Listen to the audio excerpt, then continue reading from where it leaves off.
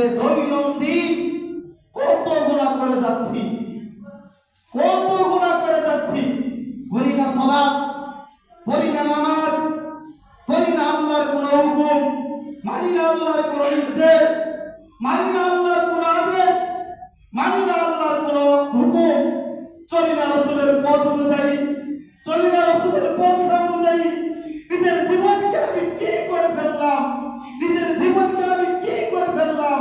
এই জীবন তো আমার নয়, এই জীবন তো আমার নয়, এই জীবনের অধিকার আমার নেই, এই জীবনের অধিকার আমার নেই। আমি কি করলাম নিজের জীবনকে আল্লাহর রাস্তায় সঁপে দিলাম না কেন?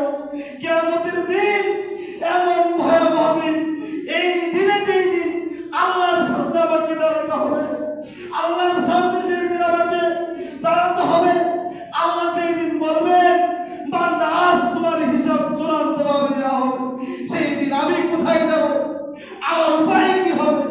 আমি কি সেই দিন হিসাব দিতে পারবো? সেই দিনের হিসাব কি আমি দিতে পারবো?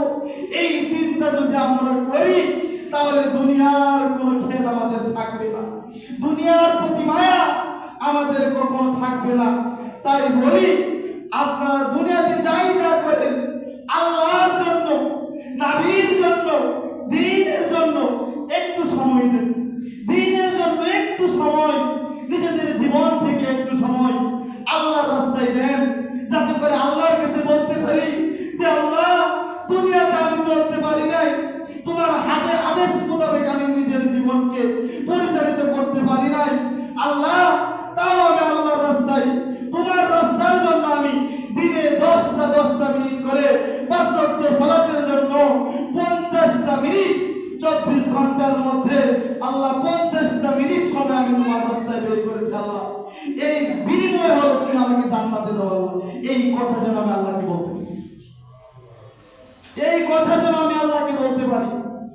না হলে কাল কিয়ামতের দিন উপায় থাকবে না, উপায় থাকবে না, বাঁচার কোনো পথ থাকবে না।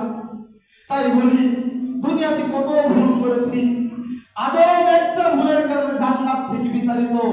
তার দৈনন্দিন দেখেন আপনি, আমার দিন শুরু হয় ফজরের নামাজ দিয়ে, আমি সেটা আদায় করি না, দৈনন্দিন কত গুনাহ করে যাচ্ছি।